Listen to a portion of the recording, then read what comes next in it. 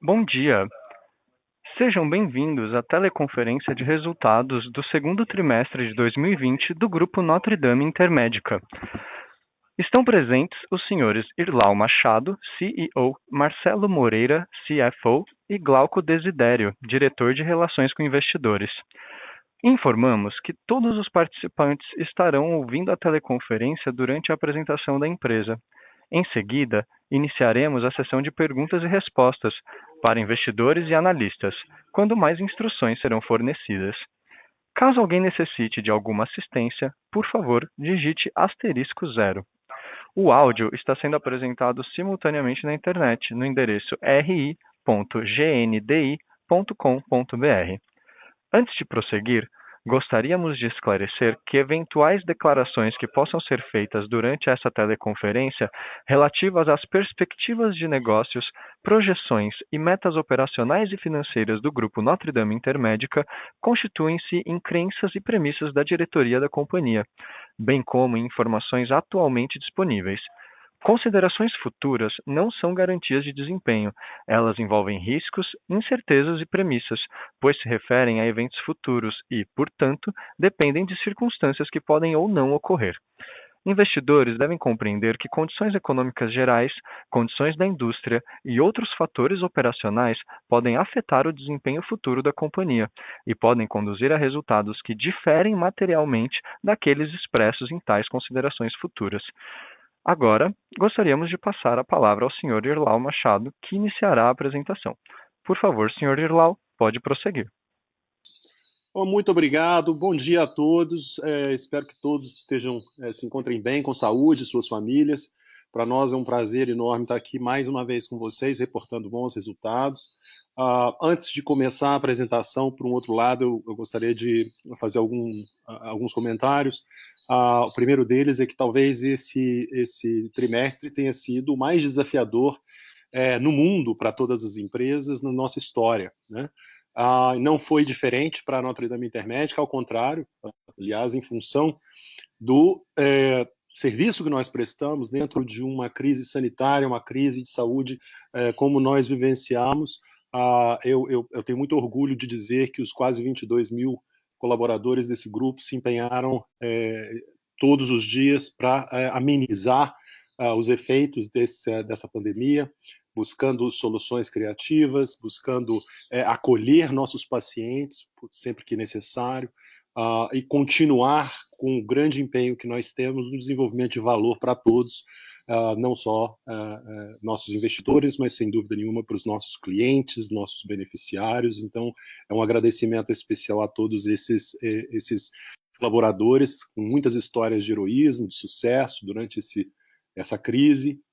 Então, eu tenho muito orgulho de fazer parte dessa equipe. Sendo assim, dou início à apresentação. Nós tivemos aqui um trimestre realmente muito positivo, por vários motivos. Nosso número médio de beneficiários subiu 29,8% na saúde durante o segundo trimestre de 2020 contra 19. Número médio de beneficiários na odontologia também com crescimento robusto, da ordem de 27,3%, sobre o mesmo período do ano passado. Nos primeiros 6 meses, continuamos crescendo esse número, né, com 29,1% de crescimento no semestre, contra o mesmo período de 19, e em odontologia com 30,2% de crescimento. A nossa receita líquida crescendo 27,9%, mesmo durante esse período bastante desafiador, né? Planos de saúde com um crescimento importante, da ordem de 35,3%. Os serviços hospitalares, nós tivemos, na realidade, uma queda dos nossos serviços hospitalares, e os nossos planos dentais, nós tivemos um crescimento da ordem de 29,8%. No primeiro semestre, esse número, então, ficou com uma receita líquida de 31% acima, fazendo aí quase 5,2 bilhões, sendo que planos de saúde com um crescimento de 34,8% frente ao mesmo período do ano anterior. Mais uma vez, vemos um decréscimo no volume de serviços hospitalares, isso bem fruto do momento em que nós atravessamos aí essa pandemia, com uma redução de cirurgias eletivas e assim por diante. Nossos planos odontológicos também com um crescimento robusto, da ordem de 34,1% da receita.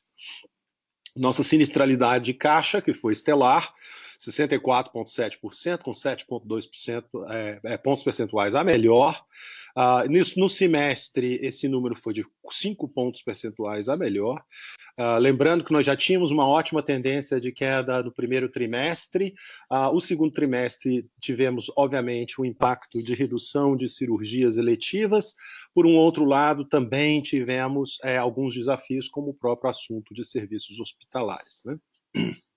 O nosso lucro líquido teve um crescimento de 149,2% frente ao mesmo trimestre do ano passado e a quase 100%, 99,4% no semestre. Um lucro líquido ajustado de 132,4%, fazendo aí quase 304 milhões no trimestre, e no semestre, contra o mesmo período do ano passado, como eu bem disse, um crescimento de 83,9%, fazendo aí quase 512 milhões no período. É um crescimento consistente, estamos crescendo trimestre depois de trimestre, todos os trimestres, desde do primeiro trimestre de 2017, como vocês podem ver pelo gráfico, nessa nossa série histórica. Continuamos bastante animados com o resultado do ano, apesar dos impactos que nós vemos na macroeconomia, particularmente, fruto dessa pandemia.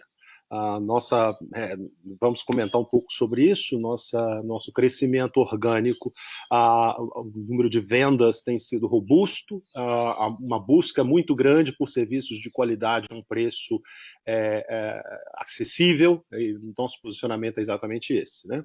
Um pouco sobre o que aconteceu aí durante essa crise, né? O GNDI, nós fizemos um monitoramento da evolução do coronavírus pelo mundo, a implantação de um comitê de gestão de crise muito específico.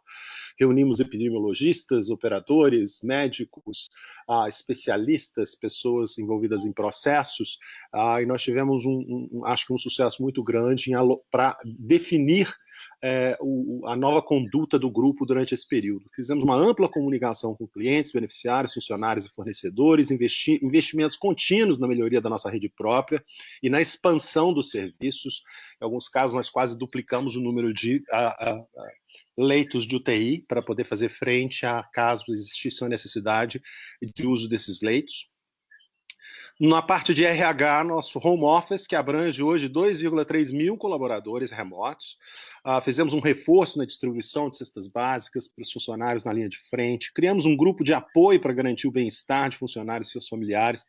Não houve reduções salariais ou suspensão dos contratos de trabalho CLT por conta da pandemia. Nós somos muito responsáveis durante esse período. Comercialmente, nós fizemos uma rápida adaptação da nossa equipe comercial para dar continuidade nas negociações existentes. Como vocês podem imaginar, o distanciamento social também impacta o distanciamento entre executivos de empresas na tomada de decisão, na hora das negociações e também na hora da implantação do produto em novas empresas. Fizemos, durante esse período, nós criamos um plano de solidariedade empresarial, propondo formas de negociação das mensalidades, de modo a evitar falta de pagamento e suspensão de atendimentos. Fizemos um suporte a clientes com dificuldades financeiras, incluindo a revisão de contratos, produtos, copagamento, etc. PME e adesão, a prorrogação de reajuste dos contratos com database em maio. Nós fizemos isso de forma deliberada e bastante consciente e voluntariamente, para exatamente poder acomodar clientes durante esse período de dificuldade. Do ponto de vista operacional, nós tivemos a criação de uma junta médica multidisciplinar dedicada exclusivamente à avaliação de todos os pacientes com sintomas de Covid, opinando sobre cada um dos tratamentos. Fizemos uma redução dos procedimentos eletivos, isso não só aprovado, mas recomendado pela ANS, objetivando reduzir o risco de contaminação dos pacientes, e mobilizar a maior capacidade possível para o atendimento da pandemia. Esse era o nosso objetivo. Fizemos quase 6 mil internações na nossa rede própria e mais de 2,8 mil na rede credenciada com sintomas do novo coronavírus. Nós criamos unidades exclusivas para Covid, 7 centros de atenção primária e 6 hospitais da rede própria, incluindo o recém-inaugurado Hospital Intermédico ABC, com 127 leitos. E tivemos 11 hospitais referência com fluxo de atendimento especial para pacientes de Covid. Unidades Covid-free para atendimento seguro a pacientes crônicos, gestantes, cirurgias eletivas e grupos de risco. Né? Nós também, em Notre Labs, nós passamos a fazer exames de PCR e sorologia para teste Covid, dentro da nossa rede de laboratórios. Em telemedicina, eu acho que esse foi uma grande alteração. Em menos de 4 dias, a partir da aprovação do uso de telemedicina, nós já estávamos montados com todas as nossas equipes de plantão para isso. Até o mês de junho, foram 290 mil consultas feitas através de telemedicina. Hoje estamos fazendo em torno de 150 mil por mês, provavelmente o maior programa de telemedicina do país. Fizemos a conclusão de 3 aquisições, né? E-Coli, LabClean, Hospital do Coração, em Camboriú, e fizemos a abertura de uma nova região no estado de Minas Gerais, com o anúncio das aquisições do Grupo Santa Mônica e Climep, mais recentemente. Continuamos com uma agenda importante de M&As. Fizemos aí, durante esse período, desde janeiro até agora, 655 leitos. Obviamente, estamos ainda aguardando a aprovação dos órgãos reguladores a respeito de Climep, que é muito recente, mas já recebemos autorização em Divinópolis por parte de CAD. Nós devemos, então, prosseguir a um signing assim que for possível. Nós hoje estamos e continuamos com a agenda estratégica na região onde nós nos comprometemos a crescer, então São Paulo, Rio de Janeiro, Minas Gerais, Paraná e Santa Catarina. Essa região, ela possui hoje 103 milhões, com 49% da população do Brasil, 61,8% do PIB do país e 57,7% de beneficiários de planos de saúde. Alguns destaques operacionais. Né? Nós agora, com a aquisição em Poços de Caldas, nós estamos fazendo uma linha de conexão com Divinópolis, no estado, em Minas Gerais. A ideia nossa agora também é continuar crescendo de forma multicêntrica, com 2 novos hubs dentro do estado de Minas Gerais. Como eu bem disse, nós fizemos as nossas primeiras aquisições no estado de Minas Gerais. No caso de Divinópolis, a operação de Santa Mônica, são 2 hospitais, um em Divinópolis e um em Nova Serrana, que foi recentemente inaugurado, totalmente equipado para exames de imagem, altíssima complexidade. São 265 leitos ao todo, com 65 de UTI, 41 mil beneficiários, sendo 88% corporativo. O laboratório de análises clínicas e centro diagnóstico por imagem, um economic value dos 233 milhões. Climep, mais recentemente, agora em Poços de Caldas, é o principal hospital da região, com alta complexidade, foi inaugurado em 2016, portanto, um hospital razoavelmente novo, 33 mil beneficiários, sendo 81% corporativo e adesão. Centro de diagnóstico por imagem completo, também economic value de 168 milhões. O Hospital do Coração, em Balneário Camboriú, é um hospital de alta complexidade, complementar as operações da Clinipan, com 58 leitos, sendo 10 de UTI, um economic value de 65,7 milhões. Continuando com a nossa agenda estratégica, Clinipan.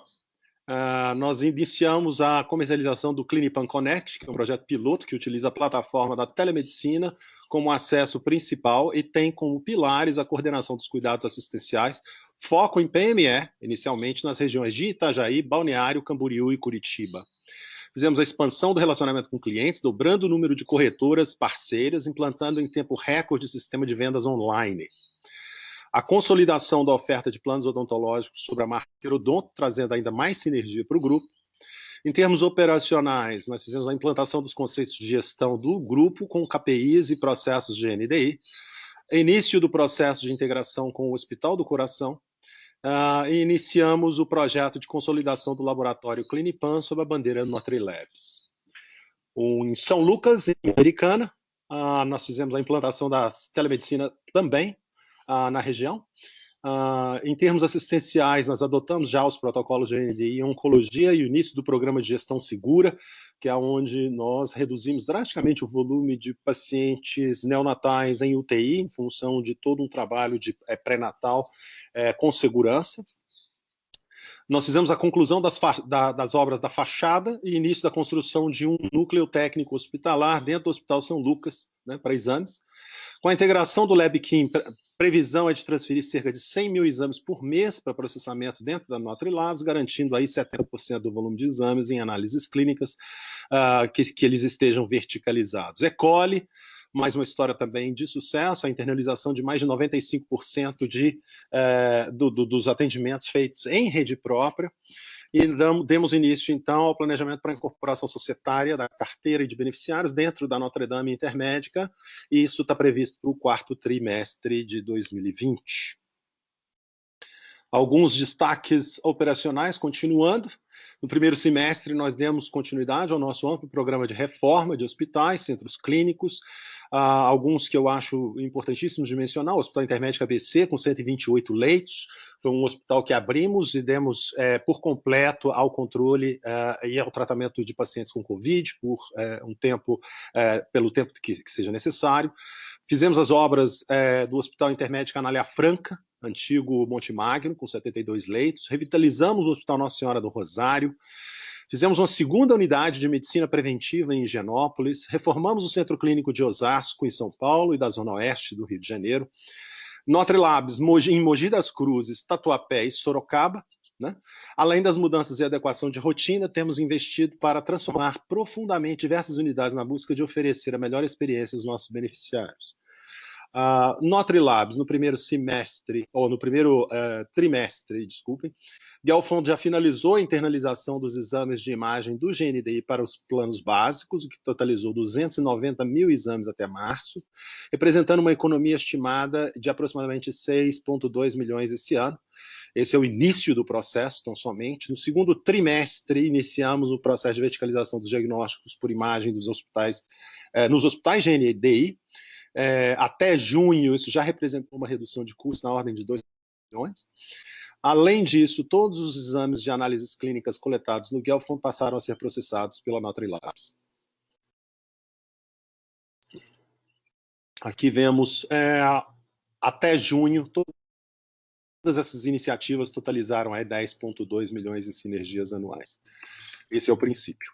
Destaques operacionais ainda, em telemedicina, como eu havia mencionado, um forte programa de telemedicina, durante meses aí 290 mil consultas, 285 mil prescrições realizadas, 66 mil prescrições de receita especial, 90% dos pacientes com alta na própria consulta, sem necessidade de contato físico, 700 médicos aptos para atender nessa modalidade. O serviço é gratuito, pode ser acessado dentro do portal do GNDI ou no aplicativo GNDI Easy.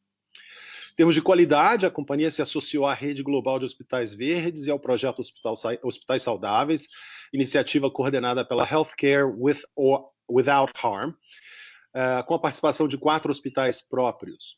Né?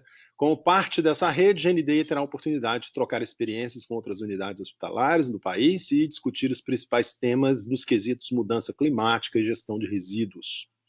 Em julho de 2019, a Clinipan foi eleita mais uma vez como uma das 25 empresas mais inovadoras do sul do Brasil, pelo ranking da revista Amanhã. A lista da lista das empresas é formulada em parceria técnica com a IXL, que é o Centro para Inovação, Excelência e Liderança, de Boston, nos Estados Unidos.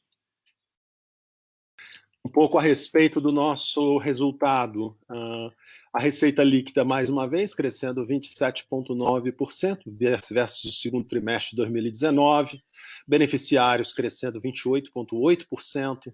É importante mencionar que durante esse período houve um crescimento orgânico importante, da ordem de 304 mil vidas. Também fizemos aquisições durante esse período, namely, né, Clinipan, São Lucas, Mediplan, São José, E. coli. E também em planos odontológicos nós tivemos um crescimento orgânico da ordem de 192 mil planos e 358 mil por aquisição através de Belo Dente. O ticket médio nosso com um crescimento de 4,2% versus o segundo trimestre de 2019, sendo 6,2% em reajuste anual de preços, contratos e mix de vendas, óbvio com uma redução de 2 pontos percentuais, impactado pelo ticket mais baixo, principalmente da Clinipan.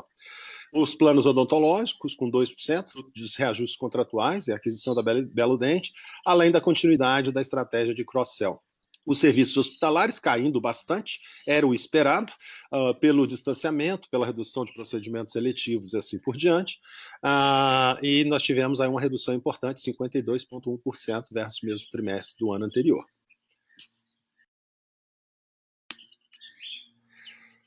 Crescemos num cenário bastante adverso, e ainda assim crescemos. Existia uma expectativa, com muitos que conversei, de que teríamos uma queda substancial no volume de vendas, no volume de vidas, isso não aconteceu. Isso fruto exatamente do tipo de produto que nós vendemos, e esse é um momento onde várias empresas ao redor do país estão buscando alternativas mais inteligentes para oferecer serviços de saúde aos seus funcionários. Então, continuamos a crescer através de vendas com mais de 179 mil gross sales, né, vendas orgânicas, e 40 mil através de um M&A. Tivemos também perdas em função da redução da folha de funcionários de várias empresas, na ordem de 80 mil, e 96 mil de cancelamento de contratos, o peso disso maior em PMS, fruto do fato que são empresas muitas vezes mais suscetíveis aos problemas macroeconômicos que todos nós pudemos experimentar ao longo desse último trimestre, né? Por um outro lado, continuamos a crescer e terminamos aqui em junho de 2020 com 3,681 milhões de beneficiários na saúde. No primeiro semestre, saltamos em dezembro de 2019 de 3 milhões e 32 mil para 3 milhões 681, aqui com um volume de M&A na ordem de 479 mil vidas, 350 mil orgânico, com as perdas que nós tivemos aqui, particularmente em PME, mas em todas as categorias, em função da crise. Nós ainda assim saímos muito na frente e estamos vendo um cenário ainda positivo exatamente pela nossa captura de share nos meses vindouros. O crescimento é um cenário econômico ainda adverso, como eu bem disse, né? A evolução do ticket médio em termos de preço e mix, já eu comentei, 6,2%, menos 2% por Clinipan, subimos então 4,2% o ticket na saúde, e aproximadamente 4,5% no primeiro semestre. Sinistralidade de caixa, com uma redução importante. Nós vínhamos todos os anos demonstrando nossa capacidade de reduzir custos, melhorar performance e eficiência. Neste trimestre, baixamos de 71,9, que foi o segundo trimestre de 2019, para 64,7, né? A sinistralidade caixa, portanto, 7,2% melhor que 2019. Além das melhorias contínuas do Cash MLR, através do aumento dos níveis de verticalização e da extração de sinergias nas empresas adquiridas durante o segundo trimestre de 2020, e devido à desaceleração dos procedimentos seletivos que reduziu a utilização da rede própria e credenciada. A verticalização aumentou, nosso índice de verticalização aumentou para 72%, devido à significativa redução de consultas e exames na rede credenciada durante o segundo trimestre de 2020, enquanto os custos da rede própria são majoritariamente fixos. Internações hospitalares apresentaram uma redução da participação da rede própria, isso deve-se aos índices de verticalização hospitalar mais baixos da Clinipan e E-Coli. E a decisão estratégica que o GNDI tomou, por uma questão de segurança num momento de fácil transmissão ou agressiva transmissão da doença do Covid, de não remover pacientes da rede credenciada caso eles apresentassem sintomas de Covid, isso para a segurança dos próprios pacientes e dos profissionais da saúde envolvidos nesse transporte. As consultas ambulatoriais, né, nós fizemos aí a telemedicina, foi uma importante ferramenta, né, para dar continuidade às consultas. Nós apresentamos uma sinistralidade de caixa combinada de 63,4% no segundo trimestre de 2020, São Lucas e Clinipam, e a sinistralidade de caixa dental de 30,2% no segundo trimestre de 2019 para 16% no segundo trimestre de 2020, refletindo a significativa redução na utilização dos serviços. Em termos de G&A, nós tivemos aí uma pequena piora em cima dos números, mas isso basicamente, vamos até olhar isso um pouco com cuidado em conjunto, mas no segundo trimestre de 2020, além do impacto das aquisições recentes, realizamos investimentos importantes para suportar nossa rápida e sustentável contínua expansão. O GNDI continuará ganhando escala, produtividade, capturando as sinergias das aquisições e implantando novas tecnologias para diluir posteriormente o G&A. Em termos de pessoal, investimentos, principalmente na contratação estratégica de um VP de negócio para a região de Paraná, Santa Catarina, Rio de Janeiro e Minas Gerais, e de um time de executivos, incluindo um diretor superintendente, diretor de finanças, diretor médico para a Clinipam, e de executivos de vendas operacionais, bem como o realinhamento da remuneração variável. O serviço de terceiros, gastos pontuais com consultorias e tecnologia da informação, PDD, um leve aumento de 1 ponto percentual no trimestre para 1,3% no segundo trimestre de 2020. É o reflexo do momento econômico do país, claro, né? A base de clientes pulverizada e restritas políticas de suspensão nos ajudarão a manter os índices de inadimplência em parâmetros razoáveis.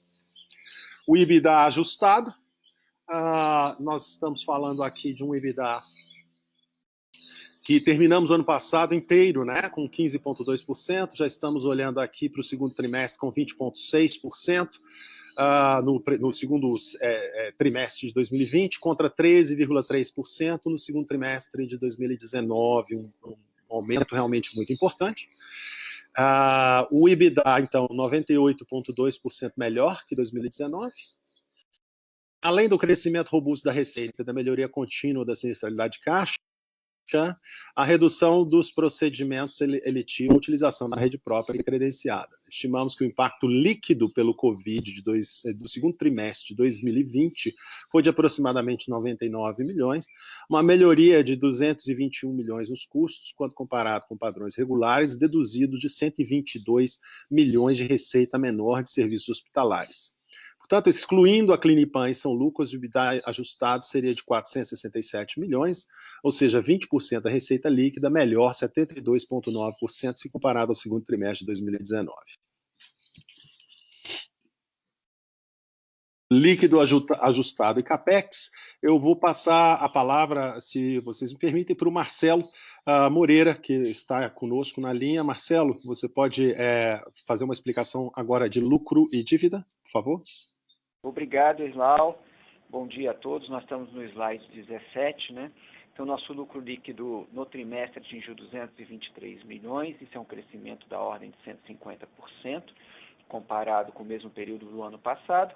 Quando a gente ajusta apenas para aqueles itens, né, que são itens não caixa, para que a gente possa chegar no nosso lucro líquido caixa, né, que é o stock option, amortização de intangível, imposto de renda e contribuição social diferido, a gente atinge aí um lucro líquido ajustado de 303,9 milhões, que é um crescimento de 132% comparado com o mesmo período do ano passado. E, assim, mais importante do que o crescimento, né, é essa forte geração de caixa que nos permitiu, ao longo desse trimestre, número 1, financiar todas as aquisições que fizemos, né, os 3 deals que fechamos ao longo do segundo trimestre, Ecole, Hospital do Coração e LabClean. Ao mesmo tempo, nos permitiu também financiar a continuidade das reformas e expansões, além das que o Islau já mencionou. Nós estamos nesse momento com a construção de 2 mega unidades que vamos inaugurar ao longo do terceiro trimestre, mantendo aí essa nossa disciplina muito grande do binômio de qualidade com custo, entregando unidades assim extraordinárias para nossos beneficiários, a nossa população.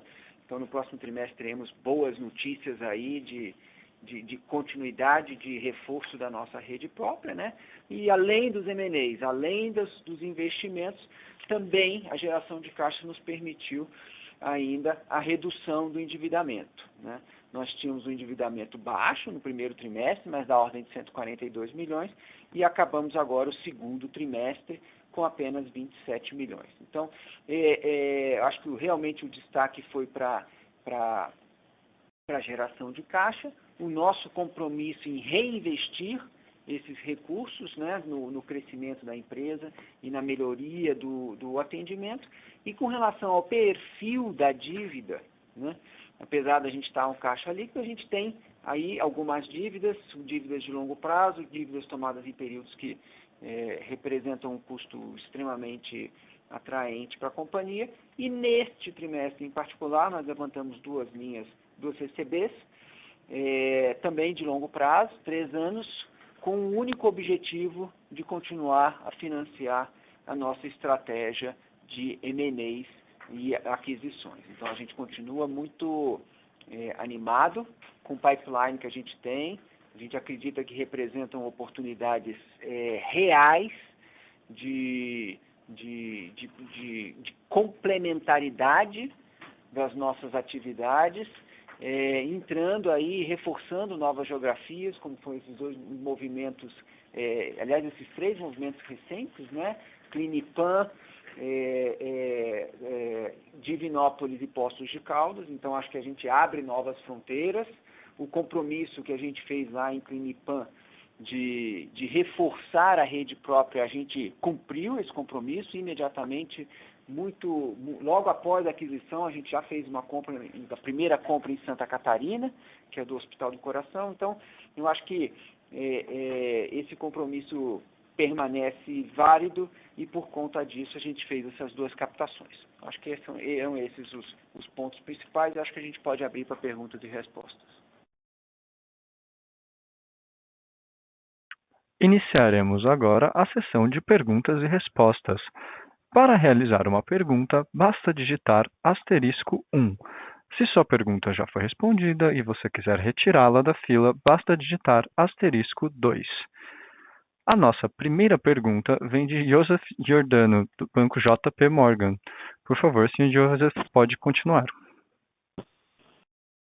Olá, bom dia, Marcelo, bom dia, Irlau, obrigado por pegarem minha pergunta. Na verdade, vão ser algumas. Acho que a primeira, talvez, a pergunta que todo mundo quer tentar responder é como é que vocês estão vendo essa normalização e a acomodação da demanda, né, no momento que a gente começa a afrouxar um pouco essa questão de restrição de deslocamento.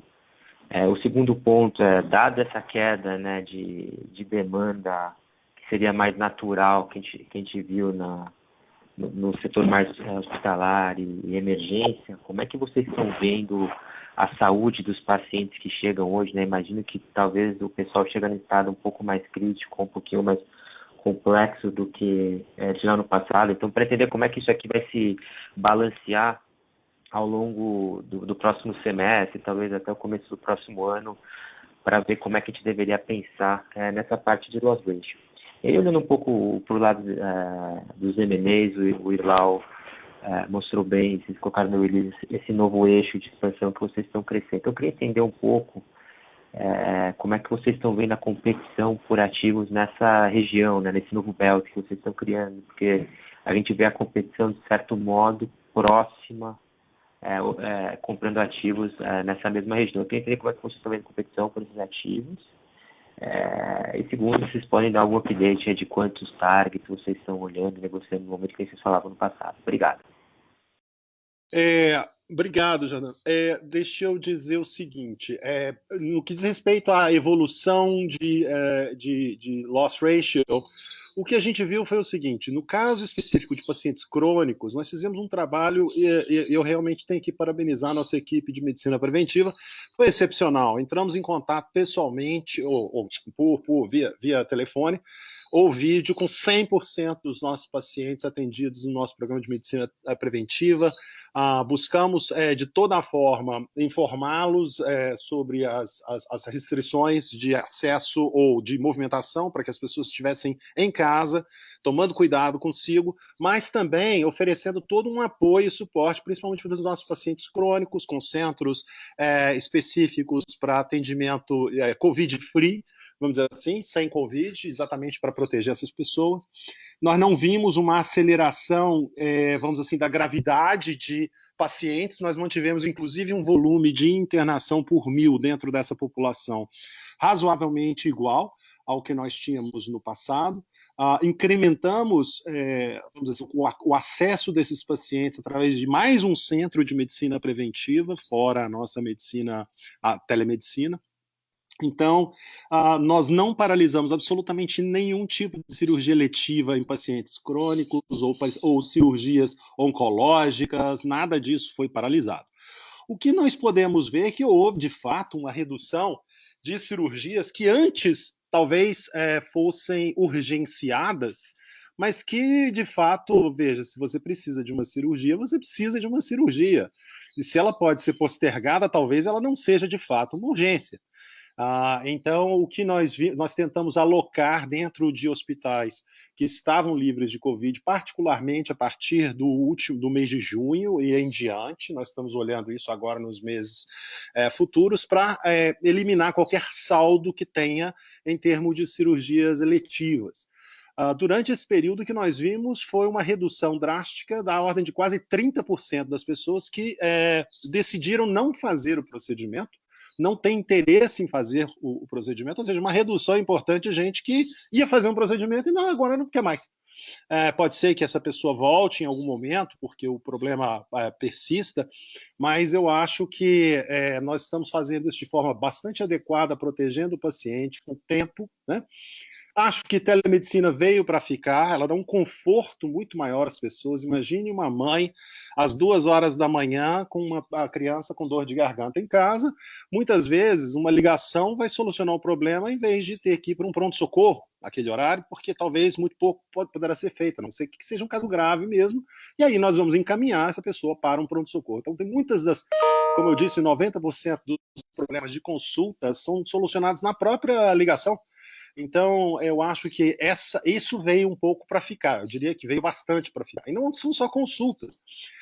Você tem prescrições farmacêuticas que são feitas, você tem fisioterapia que passa a ser feita também de forma remota. Tudo isso leva a crer que nós vamos ter uma diminuição mais permanente de algumas modalidades de atendimento. Nós aproveitamos esse período também para desenvolver a verticalização de várias maneiras, né? Por exemplo, no caso de consultas, que nós tínhamos um volume em rede credenciada importante nas consultas sendo feitas no que diz respeito à Green Line, por exemplo, e nós hoje estamos já falando de talvez 80% dessas consultas já serem feitas dentro de casa por adequações na nossa infraestrutura física, mais telemedicina e etc. Isso traz importantes reduções permanentes de custo, não é mesmo? Isso aconteceu também com a verticalização de exames como um todo, né? Nós tínhamos aí no princípio do ano coisa de 30% de verticalização de exames, já estamos chegando quase a 60%. Isso deve também ter uma importante redução nos custos e nas frequências também, porque alguns desses exames, já que nós estamos fazendo dentro de casa, né, nós temos um controle maior da sua frequência e quanto que ele deveria ser repetido e assim por diante. Então, agora nós vemos, sem dúvida nenhuma, um retorno paulatino ainda, e ainda tímido, particularmente no que diz respeito a cirurgias. Portanto, talvez isso, como um todo, se normalize dentro dos próximos 6 meses. Mas muito disso eu acho que as pessoas passaram a olhar para o sistema de saúde de uma forma um pouco diferente, entendendo que muitas vezes o que se imaginava ser absolutamente necessário nesse momento, as pessoas estão se perguntando se é de fato necessário. Então, isso eu acho que foi importante, e é importante para o setor como um todo, né? O fato de nós termos também, durante esse período, uma redução importante de cirurgias eletivas na rede contratada, nos ofereceu também a oportunidade de trabalhar em conjunto com os nossos parceiros, no que diz respeito à redução de custos e, dessa forma, poder oferecer mais para mais pessoas. Não sei se eu respondi a sua pergunta, mas do ponto de vista também de crescimento, porque o MLR ele é em função também do seu volume de receitas, né? Nós vimos um mês de maio, abril e maio com uma dificuldade de crescimento, junho já vimos um cenário bem melhor, nós conseguimos através de tecnologia, fazer todo um processo de implantação em novos clientes através online, ou seja, sem a necessidade de contato físico. Isso facilitou. Hoje nós podemos fazer 100% dessas implantações através de outros canais que não sejam a de presença física. Isso nos deu uma vantagem competitiva importante que nós estamos mantendo. No caso, a segunda pergunta, se eu não me engano, agora me perdi. Qual que era a segunda pergunta, Jordan? M&A lá. M&A. Não. Vocês nos conhecem. A gente gosta, eu brinco que nós somos ávidos compradores, né? Então nós temos aí mais ou menos uns 10 M&As nesse momento em due diligence ou em processos bastante avançados de conversa. A gente sempre tenta manter esse número, né? Não temos novidade em termos de geografias, a não ser as que vocês já conhecem agora, nesse momento. Nós estamos vendo oportunidades surgindo ou acelerando, né? Às vezes negociações que nós tínhamos no passado, que duravam 1 ano, 2 anos, nós estamos vendo essas negociações agora chegarem bastante mais rápido, em questão de meses, para a consecução de alguns dos projetos. Então, a gente está feliz.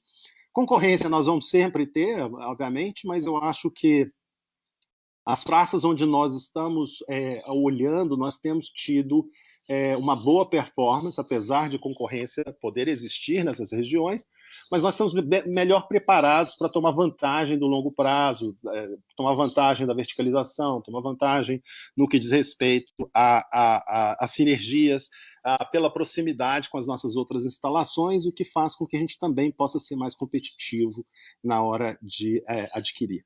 E os valores têm estado razoavelmente estáveis. Perfeito, muito obrigado, Irlau. Valeu! A nossa próxima pergunta vem de Tobias Stingelin, Citibank. Por favor, senhor Tobias, pode prosseguir. Bom dia, Irlau. Bom dia, Marcelo. Parabéns pelos resultados, parabéns pelo release também. Bastante detalhado, obrigado por todas as informações. Eu queria fazer uma pergunta, talvez tenha um pouco a ver com essa estratégia de M&A que vocês falaram agora, mas eu queria que vocês falassem um pouco a respeito do Rio de Janeiro especificamente, quer dizer, como é que vocês estão vendo o cenário no Rio de Janeiro especificamente.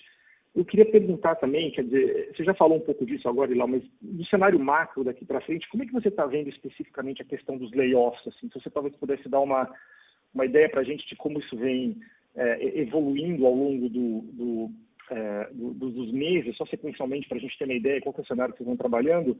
E, por fim, talvez essa pergunta seja para o Marcelo, no segundo TRI vocês também puderam postergar, quer dizer, a provisão para o SUS, né? A ANS mudou as regras. Eu queria saber como é que vocês acham que isso pode normalizar e como é que a gente pode ver isso, por exemplo, sei lá, no terceiro, no quarto trimestre. Obrigado de novo e parabéns. Não, fantástico. Olha, no caso do SUS, vou deixar o Marcelo responder essa pergunta. No caso de layoffs, como eu disse, nós acompanhamos muito vamos dizer assim, evolução de PIB e o que vem acontecendo com emprego e desemprego, né? Isso é uma parte do processo. A outra parte, eu não sei se vocês se lembram, nós tivemos uma crise macroeconômica de proporções épicas também, acontecendo aí 5 anos atrás. Durante aquele período, eu sempre digo que nós fomos crash tested, né? Nós fomos testados aí num momento de bastante acidez macroeconômica, com perda de quase 5 milhões de beneficiários na saúde naquela época, enquanto o mercado inteiro perdeu 8% do seu volume de beneficiários, nós crescemos 28%. Isso porque nós oferecemos um produto que é mais consciente, na minha opinião, em termos de redução de abusos, redução de desperdício, melhores condições. A verticalização do produto oferece, vamos dizer assim, um tratamento muito mais eficaz, eficiente, já que você mantém o histórico daquela pessoa dentro de casa com você, e você pode fazer um acompanhamento mais de longo prazo daquela pessoa, e obviamente com protocolos que são protocolos baseados em ciência, medicina baseada em evidência. Isso tudo faz com que a gente tenha produtos mais competitivos. Pelo fato de termos uma rede própria cada vez mais robusta, nós podemos fazer produtos diferenciados, mais regionalizados, mais subregionalizados, entendendo a necessidade específica de cada grupo, e dessa forma também nós nos tornamos, vamos dizer assim, alvo de desejo por vários segmentos. Então nós temos conseguido fazer um gross sale suficiente para cobrir a perda de clientes em função da redução de folha. Perfeito. Tinha uma pergunta com relação ao Rio de Janeiro e depois a questão do SUS, né? Sim, perdão. Rio de Janeiro. O Rio de Janeiro, nós fizemos um trabalho no Rio que foi de estruturação de uma rede própria. Nós temos hoje 3 hospitais, crescemos centros clínicos, abrimos medicina preventiva. A ideia do Rio de Janeiro é ter implantado uma infraestrutura que nos ofereça a possibilidade de ser competitivos no Rio de Janeiro. Mas concomitantemente com o que nós estávamos fazendo, vamos lembrar, o Rio de Janeiro teve uma situação econômica no Estado realmente pior, talvez, do que o resto da nação. Nós tivemos problemas sérios no Rio de Janeiro, a população teve, a política teve, o governo teve, a economia sofreu bastante, e nós quisemos, nesse primeiro momento, solidificar a sua infraestrutura antes de partir para um crescimento que não seria sustentável, ou seja, crescer fortemente vidas com preço errado. Então, agora eu acho que nós estamos muito melhor preparados no Rio de Janeiro, estamos crescendo de volta no Rio de Janeiro, e com uma sinistralidade muito inferior à que a gente tinha. A boa notícia que eu tenho que dar, até por conta de coronavírus, é que no princípio da crise de corona, o Rio explodiu em volume de pacientes com corona em UTI, em unidades de internação. Esse número hoje, ele caiu drasticamente, talvez seja a praça de menor incidência hoje que nós temos de pacientes com Covid, e por isso nós também estamos prevendo uma recuperação do Rio talvez mais rápida. Perfeito, obrigado, Ilau. Agora, Marcelo, você queria falar um pouco sobre SUS? Isso, e com relação ao SUS, o que a gente vem monitorando agora por conta até das recentes aquisições que a gente teve, né, o crescimento, toda a nossa base de beneficiários, é que um número ao redor de 60 milhões ao ano é o inflow dos avisos de beneficiário, né? Então, aquele primeiro aviso que a gente acaba recebendo da ANS, né, do SUS, através da ANS. Então, esse seria um número que a gente poderia tratar como recorrente, então 15 milhões por trimestre, né? Agora, em adição a isso, a gente tem o estoque, né, mas em função aí dessa carga grande que houve ao longo do último trimestre do ano passado e do primeiro trimestre de 2020, a gente estima que esse estoque hoje ele é da ordem de 40 milhões. Tá?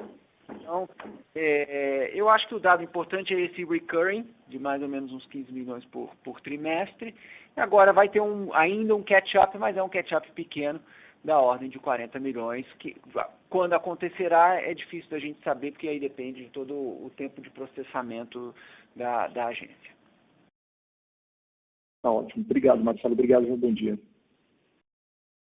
Só complementando, né, Marcelo? Esses 40 milhões podem vir 10 a 15 por quarter, pode vir daqui a 6 meses, um ano. A gente realmente tem pouca, um ano e meio, a gente tem muito pouca controle sobre isso. Exato. A nossa próxima pergunta vem de Gustavo Miele, Itaú BBA. Por favor, senhor Gustavo, pode prosseguir. Bom dia, Irlau, Marcelo, Glauco.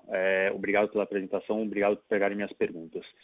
Na verdade, são duas perguntas bem rápidas aqui do nosso lado, pessoal. A primeira é em relação a PDD. Tá? A gente tinha um certo receio de que, pelo menos, parte desse ganho de sinistralidade de vocês do trimestre pudesse ser compensado por uma PDD super alta, né? Até por conta do cenário macroeconômico super desafiador que vocês já mencionaram nesse trimestre.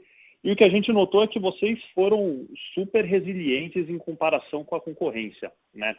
E aí eu queria ouvir um pouquinho de vocês, o que, na visão de vocês, motivou essa resiliência um pouco maior em termos relativos, e se vocês estão vendo aí alguma tendência um pouco diferente em relação a essa linha específica de PDD no comecinho do terceiro trimestre, tá? Então, se vocês puderem comentar um pouquinho esse item específico, acho que seria bem legal. E uma segunda pergunta do nosso lado, pessoal, aí um ponto um pouco mais regulatório. A gente lembra que no comecinho do segundo trimestre, né, quando a crise do Covid ainda trazia muito mais incerteza do que traz hoje, a gente tinha uma discussão um pouco mais acalorada em relação à mudança de sistema de remuneração dos hospitais, né? E o que a gente notou foi que nos últimos meses, nos últimos 2 meses mais ou menos, essa discussão aparentemente deu uma desacelerada. A gente queria ouvir de vocês se vocês tiveram algum update regulatório em relação a isso, é algo que vocês ainda enxergam como crucial para o sistema. Existiu algum avanço nesse sentido? Se vocês puderem comentar um pouco desse tópico também, eu agradeceria bastante. Muito obrigado, pessoal.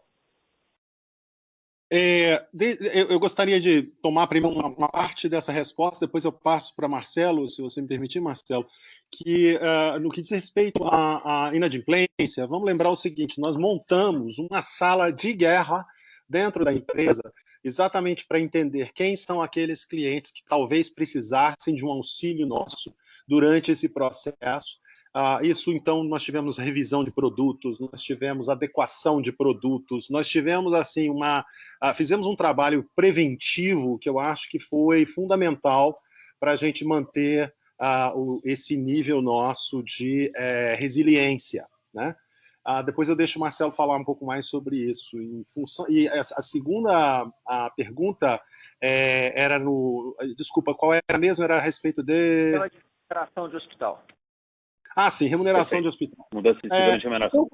Remuneração de hospital baseado em qualidade, eficácia ou desfecho terapêutico, ele precisa primeiro ser baseado, vamos dizer assim, numa certa recorrência de procedimentos, resultados, protocolos, etc. Fazer isso durante uma pandemia, e variáveis estão sendo trocadas no dia a dia, é um pouco mais complexo. Mas lembrando que, no caso de uma operadora que trabalha com uma rede própria importante, né? Esse trabalho já é feito naturalmente dentro dos nossos hospitais, porque a remuneração daqueles hospitais, como nós somos do custo fixo, né? Basicamente isso já acontece, que é uma remuneração baseada em performance, de acordo com os KPIs que nós estabelecemos para cada uma das unidades. Passo a palavra agora para o Marcelo. Ok, não, obrigado. Com relação a PDD, eu acho que você começou a comentar. O que eu queria reforçar ainda, primeiro, é o perfil extremamente pulverizado na nossa carteira, né? Então a gente não tem aí uma concentração num grande cliente. Aliás, nossos maiores clientes foram clientes que, nesta crise em particular, saíram muito bem, que é o setor supermercadista, né? Então, tirando essa pressão, isso já ajudou bastante no processo. Quando a gente mergulha aí com relação a certas regras de suspensão, isso eu acho que essa disciplina que a gente sempre comenta, que é a disciplina do MLR, a disciplina de não ter um cliente com sinistralidade muito alta, ela também vale, né, para essa disciplina dessa gestão de caixa, né? Então, a gente tem muito claro de que nós somos um serviço essencial.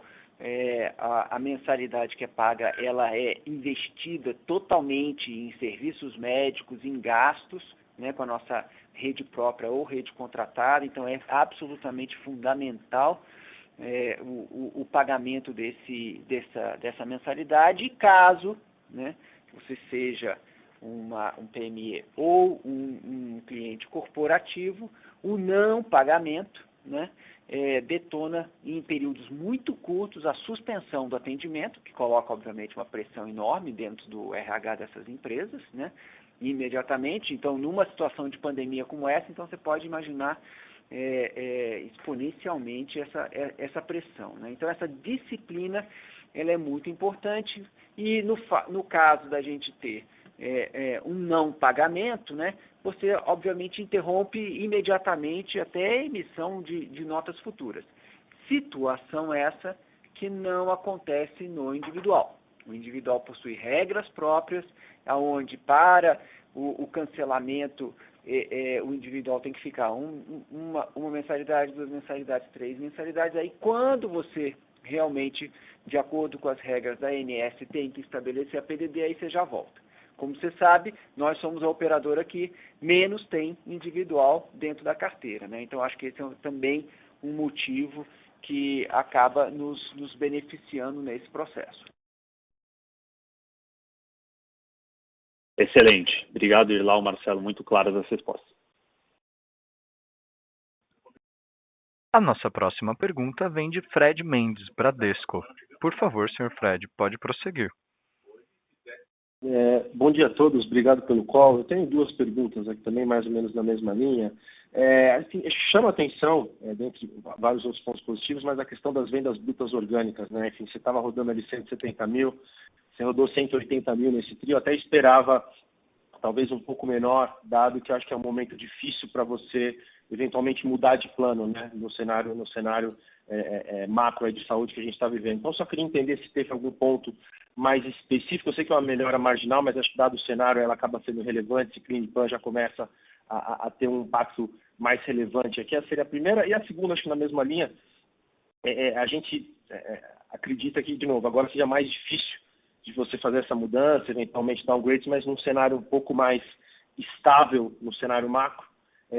Talvez essa demanda reprimida, em função que as empresas ainda vão estar se recuperando, né, financeiramente, talvez faça mais sentido você buscar aí planos de saúde um pouco mais, com ticket médio um pouco menor, né? Então, se vocês estão vendo alguma movimentação nessa linha, que não necessariamente está acontecendo agora, mas que pode eventualmente acontecer aí nos próximos trimestres. Obrigado. Marcelo, vou pedir você para responder, porque cortou um pouquinho aqui a fala do Fred, então eu não sei se eu vou estar respondendo a todos os questionamentos. Então, tá bom, eu começo aqui e você vai emendando. O primeiro ponto é com relação às vendas brutas, né? O Fred, eu acho que é importante a gente, além da fotografia exatamente do trimestre, né, lembrar um pouco do filme, né? E o filme é essa nossa performance que já vinha numa crescente muito forte, né? Por conta, eu diria, do aprofundamento do gap entre a oferta de produto GNDI e a oferta de produto do resto do mercado. Tá? É um ponto extremamente amplo, mas a gente vem, ao longo dos últimos trimestres, anos, investindo em qualidade, melhorando nossa rede, deixando nossos hospitais top-notch, certificando nossos hospitais e oferecendo isso para os nossos clientes com um reajuste muito pequeno, né? Enquanto que antes da pandemia a gente via todos os nossos concorrentes, sem exceção, com um aumento brutal de mensalidade que demandava, que exigia reajustes muito elevados, né? Então eu acho que assim tem um componente aí desse comparativo e desse relativo, que nesse trimestre ele aparenta, né, ficar mais soft, com as seguradoras tendo uma performance muito positiva, mas o que a gente percebe no dia a dia, né, e entramos o terceiro trimestre com essa mesma velocidade, é uma continuidade dessa aceleração das vendas brutas, sim. Tá? Eu acho que o fato da gente, que era só aquela empresinha, né, na região metropolitana de São Paulo e no Rio, agora já poder oferecer produtos regionais que envolvem Santa Catarina, Paraná, São Paulo, Rio de Janeiro, já nos coloca numa posição até um pouco mais forte. Eu acho que a gente tem tido aí muito sucesso com as empresas de mostrar esse benefício relativo do produto verticalizado. Então, a gente acompanha aí quinzenalmente, junto com a nossa equipe comercial, todos esses leads de venda, e o que a gente pode dizer para você é que a gente continua, acho que esse momentum que começou lá no ano passado, ele continua muito forte, e eu acho que sim, né? Acho que a crise ela foi um freio muito forte, assustou, né, muita gente. Felizmente a gente está vendo aí a performance de algumas empresas que vêm divulgando resultado, conseguindo se reinventar e até passar por essa crise sem grandes arranhões, com arranhões sim, mas talvez sem grandes ferimentos profundos, né? Mas o que a gente percebe em todas elas é um tema comum, que é eficiência. Isso vai ser cobrado, e eu acho que a gente se apresenta como o plano que está mais adequado para esse momento.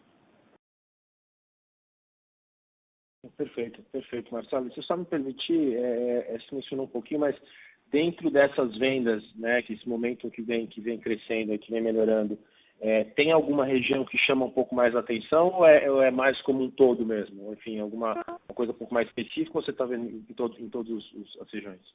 É geral, né? Então vamos dar um zoom in nessa venda, né? Primeira coisa que a gente percebeu ao longo do segundo trimestre, o movimento de PME, que já vinha forte há muito tempo, continuou na mesma velocidade. O fato de a gente conseguir fazer uma venda PME totalmente digital nos permitiu que a gente não parasse nem muito, né? Então, vamos dizer assim, essa primeira base sólida, ela continuou. E em cima dos PMEs a gente conseguiu também atuar junto a grandes clientes corporativos que estão buscando aí alternativas mais de custo-benefício, muito mais atraentes em geral, tá?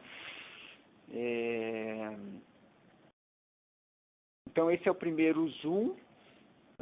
Com relação à região, não, eu acho que até pelo contrário, tá? A gente até no passado foi muito concentrado aqui na região, próxima de São Paulo. Hoje a gente já vê uma dispersão maior. Só um exemplo, o Tobias havia perguntado sobre o Rio de Janeiro.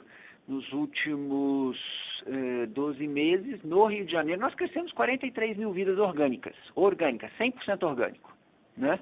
Compramos o hospital, e a partir do momento que a gente compra o hospital, a gente consegue aí, né, ter uma coragem maior para formatar o produto e vender esse produto para os nossos clientes, né? Então a gente tem visto o crescimento vindo em todas as regiões, Clinipan, todas elas, interior de São Paulo também, forte, então estamos contentes. Perfeito, muito claro. Obrigado, Marcelo. Obrigado, Ilau. Obrigado. A nossa próxima pergunta vem de Maurício Cepeda, Credit Suisse. Por favor, Maurício, pode prosseguir. Bom dia, Ilau, Marcelo, Glauco. Obrigado pelo espaço e parabéns pelo resultado. É realmente muito bom nesse tempo conturbado. E também queria reforçar meus colegas e parabenizar pelo release, porque ele é super transparente e bem detalhado. Algumas perguntas aqui, talvez para entender as tendências agora do longo prazo. Eu vi que vocês, obviamente, tiveram uma atuação comercial muito boa, né, como vocês mesmos falaram algumas vezes. Eu queria sentir um pouco de vocês como está essa parte comercial no campo, como está a questão até de concorrência nessa hora, né, porque é um momento que, imagino que tanto os contratos novos como as renovações começam a ficar mais complicados, né? Eu vi que o diferimento das despesas comerciais acabou até aumentando um pouco. Se pudesse falar um pouco dessa parte comercial, como está acontecendo, as empresas, o que elas estão pedindo, né? Se já tem algum reflexo desse stress, né? Que as empresas estão passando. A outra pergunta também, um pouco relacionada a essa, mas para ter um pouco da ideia de impacto futuro, se em julho vocês já sentiram alguma sinalização das empresas em função de ter muita gente ainda suspensa naqueles benefícios de de redução de jornada e suspensão de contrato de trabalho, né? Acho que vou parar por aqui. Obrigado. Bom, se você... Eu diria duas coisas.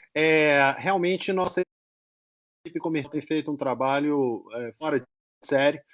Nós tivemos de nos reinventar durante esse período, porque muitos clientes, que inclusive já haviam dado o seu acordo para a aquisição dos nossos produtos, pediram para que as implantações fossem suspensas, pediram tempo, exatamente porque o distanciamento social e o volume de gente trabalhando desde casa dificultava muito o processo de implantação do novo produto, explicação, como que isso vai movimentar as pessoas. Você tinha pessoas internadas já durante esse período, por uma questão de Covid, por exemplo. Isso dificultava, talvez, um pouco mais a aceleração do processo comercial. Nós tivemos de nos reinventar, fizemos todo um processo online de implantação. Hoje conseguimos comercializar, por exemplo, como bem disse o Marcelo, PME 100% via online. A implantação, inclusive, de grandes clientes pode ser feita online. Então, nós temos hoje mecanismos para diminuir ou mitigar essas preocupações das empresas e nós conseguimos acelerar novamente a comercialização dos nossos produtos. Então, a equipe comercial está de parabéns, está fazendo um ótimo trabalho. E as pessoas podem até paralisar um processo em função da sua preocupação de RH durante esse período, né, da transição de um plano de saúde, mas isso tem um certo prazo. Depois já se torna um problema muito maior para o CFO do que para o diretor de RH. E é o que nós estamos vendo também, as empresas voltando com maior afinco, maior vontade de transformar, de fazer as mudanças necessárias para que consiga sobreviver. E o que nós temos, como bem disse o Marcelo, nós viemos nos preparando ao longo dos anos com a criação de produtos em diferentes modalidades, em diferentes regiões, que hoje nos permitem oferecer, vamos dizer assim, qual é a modalidade que você prefere. Nós temos produtos, como bem disse, nacionais, regionais, subregionais, de todos os tamanhos e preços, e obviamente isso facilita muito a tomada de decisão das empresas na hora que olham para a Notre-Dame Intermédica como sua alternativa, né? Inclusive, isso também acontece dentro dos nossos próprios clientes. Clientes que antes tinham uma certa modalidade de produto que hoje nos procuram buscando uma alternativa diferente. E nós estamos muito dispostos a trabalhar exatamente com esses clientes para buscar uma alternativa mais inteligente para a necessidade dele, né, naquele momento.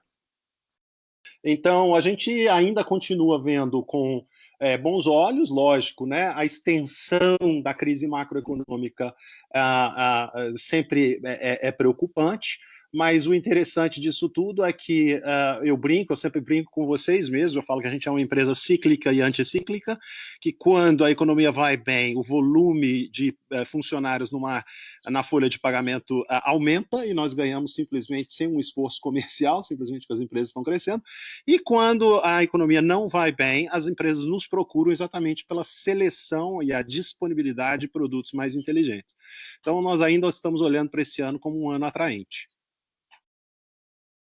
Eu acho que a gente opera em alguns segmentos, né, que às vezes até alguns dos outros players nessa indústria, né, falam, não, nós vamos lançar produtos mais acessíveis, mas ainda assim, esse vamos lançar é uma frase carregada de intenções, só que entre a intenção e a realidade existe um abismo colossal, né?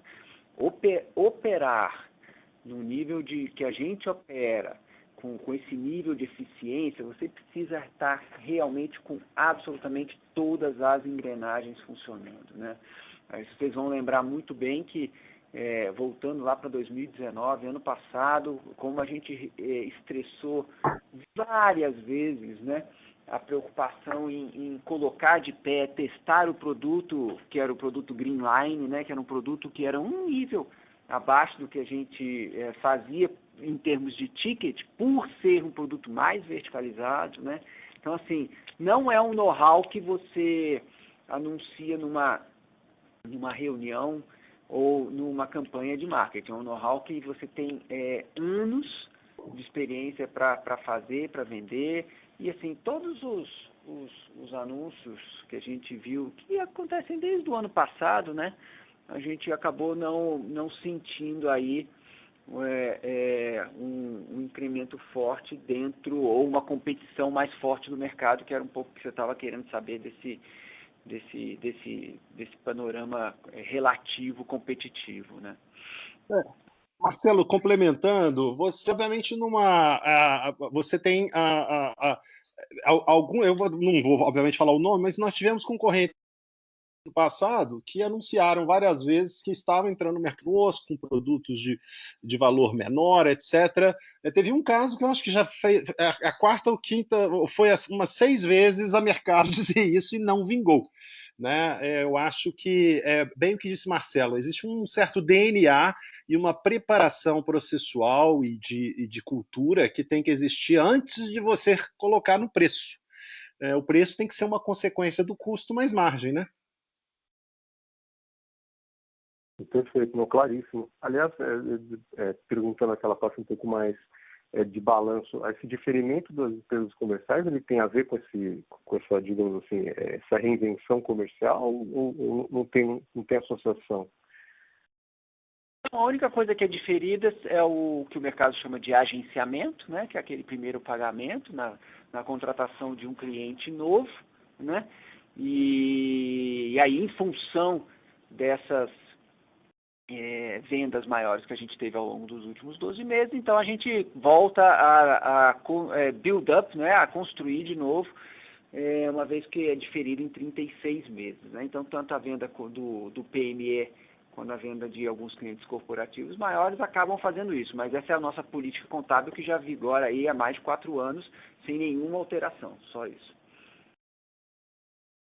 Obrigado e bom fim de semana para vocês. Ok, obrigado. Obrigado. A nossa próxima pergunta vem de Vinícius Ribeiros, UBS. Por favor, senhor Vinícius, pode prosseguir. Pessoal, bom dia a todos. Obrigado por pegar a minha pergunta. São 2 rápidas para não atrapalhar o almoço de ninguém aí.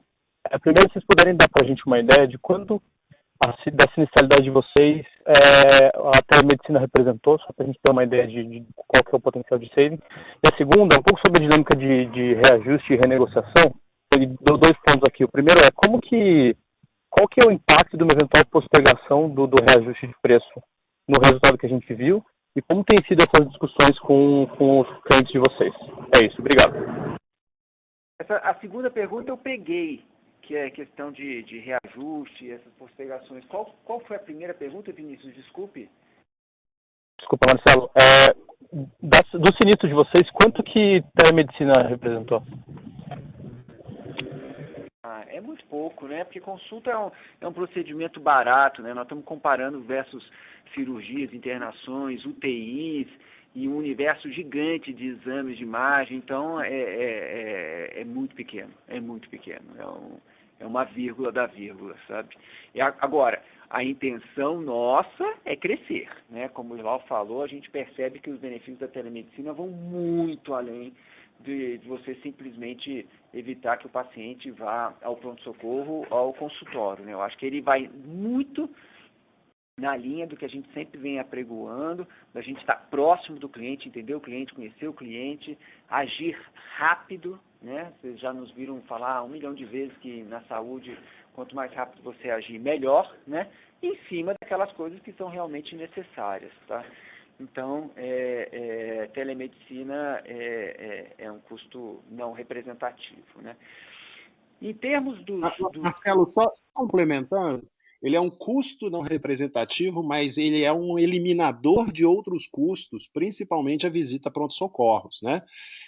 Onde realmente não existe o brasileiro, o consumidor brasileiro tem um comportamento bem diferente no que diz respeito às suas consultas. Muitas vezes, por não querer esperar a consulta numa clínica médica, etc., ele baixa num pronto-socorro.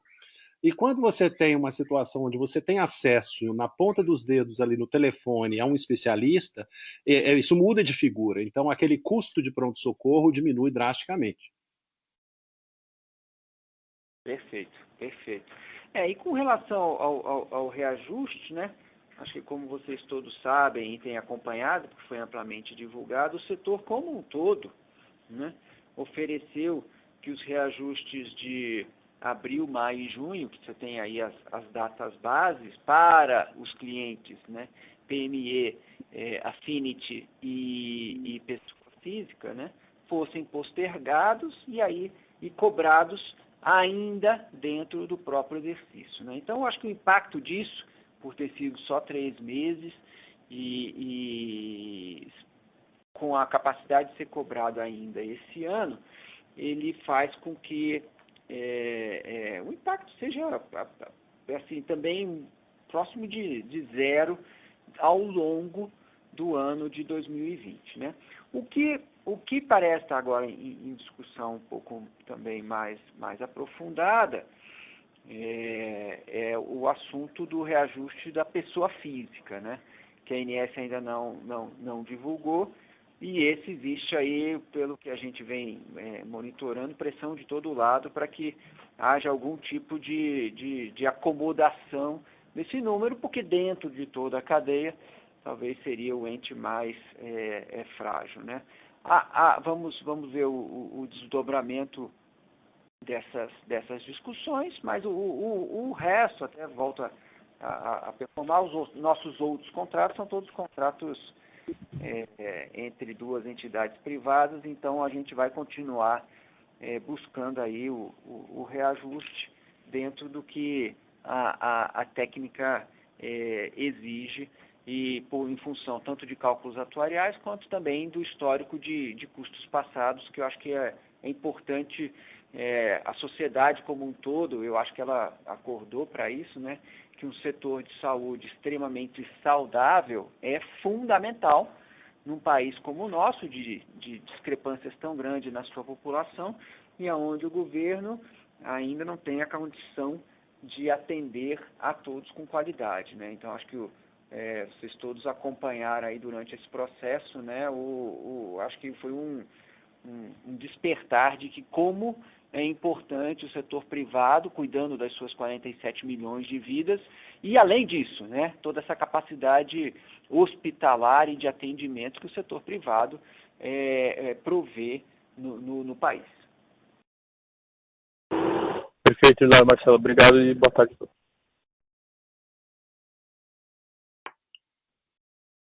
A nossa próxima pergunta vem de Caio Moscardini, Morgan Stanley. Por favor, senhor Caio, pode prosseguir. Oi, bom dia, pessoal. Tenho 2 perguntas. A primeira voltada para D&A, que tem expandido um pouco aí ao longo do ano como percentual da receita. Qual que é o nível de D&A que a gente deveria esperar daqui para frente, aí, considerando as aquisições já? E uma outra pergunta voltada ao M&A. Gostaria de entender se as aquisições que estão no pipeline, elas deveriam ser financiadas pela própria geração de caixa da companhia, mantendo então aí a alavancagem ainda bastante baixa, ou se você precisaria alavancar a empresa um pouco mais, mesmo depois dessa nova emissão aí de 500 milhões, e qual que seria o nível de alavancagem que vocês estariam confortáveis aí para operar a companhia? Obrigado. Ok, Caio, obrigado. Bom, com relação ao D&A, essa pergunta ela é simples, porque a gente acompanha bastante aqui, tá? Esse aumento teve muito a ver, né? Nós estamos comparando TRI contra o mesmo TRI do ano passado, então nesse meio tempo foram literalmente uma dezena de aquisição que nós fizemos, empresas menores que com EBITDA maior, né? Em novembro nós compramos 2 empresas, Guelfon e São José dos Lírios. Só o Guelfon são 8 CNPJs diferentes, né? São 8 CNPJs operantes, né? Depois nós compramos aí nesses 7 meses 7 empresas. Então, assim, a gente vem comprando bastante.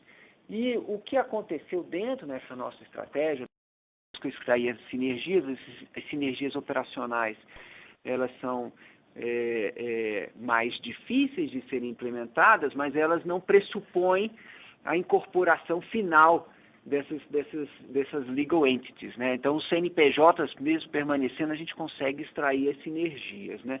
O que aconteceu durante 2020 é que a gente conseguiu, no primeiro trimestre, incorporar a Belo Dente, encerrando a empresa, e desde então, por conta da pandemia e com o fechamento parcial das juntas comerciais, nós não conseguimos fazer mais nenhuma incorporação, né?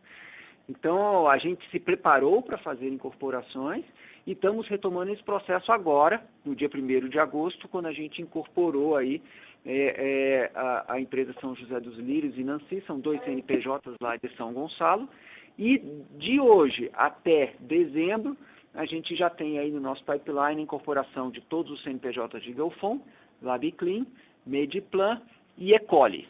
Né? Então, com essas incorporações, aí sim você encerra o CNPJ, você não tem toda a necessidade de informações que a gente precisa dar para a INS, se for uma operadora, obrigações fiscais, trabalhistas. Então, assim, para nós, o encerramento dos CNPJs é muito relevante. E, então, indo direto à sua resposta, a gente precisa rapidamente voltar para o patamar que a gente estava de G&A anterior, que era os 9,3, né? E a partir daí, né, vir progressivamente reduzindo à medida que a gente vai crescendo o nosso business. Então, assim, a tendência que a gente enxerga aqui, que a gente acompanha, sempre é de uma diluição e queda do G&A. Com relação ao M&A, a sua pergunta ela não tem uma resposta só. Né? Você perguntou quem que vai financiar o M&A, se é a geração de caixa ou se é essa alavancagem. Né? Eu diria que para os M&As menores, hoje, dado o tamanho relativo da nossa empresa, a gente vai continuar financiando com a nossa própria geração de caixa. Né? Mas, assim, a gente continua monitorando o mercado, continua bastante atento a todos os tipos de oportunidade e em casos de M&As maiores, hoje o nosso balanço, ele permite com que a gente, pelo menos do ponto de vista de financiamento desse M&A, que a gente não tenha medo, né? Porque hoje, dado o nível de taxa de juros no Brasil, hoje, você alavancar a empresa 2 vezes EBITDA, 2 vezes e meio, é algo que hoje a gente acredita que é absolutamente confortável se for para trazer bons ativos para dentro de casa. Então, acho que essa é a equação que a gente vem buscando. Tá ótimo, muito obrigado. Terminamos assim a sessão de perguntas e respostas. Agora, gostaríamos de passar a palavra ao Sr. Irlau, que irá finalizar dar as considerações finais. Sr. Irlau, pode prosseguir. Obrigado. Mais uma vez, gente, obrigado pela atenção, a participação no nosso call. Muito animados ficamos aí com o resultado que nós obtivemos, mas estamos ainda com muito bons olhos olhando esse resto de 2020, com oportunidades de manutenção ou melhorias, inclusive, de MLR, como bem disse Marcelo também sobre o assunto de G&A que estão surgindo. Acho que temos ainda um ano cheio de desafios para todos na indústria e na macroeconomia, mas nós temos essa muito grande que estamos no caminho certo. Então, eu queria agradecer a todos e pedir que todos continuem tomando conta de si e de suas famílias, continuem saudáveis. Um abraço a todos. Um abraço, boa tarde. A conferência da Notre Dame Intermédica está encerrada. A Coruscol agradece a todos e tenham um bom dia.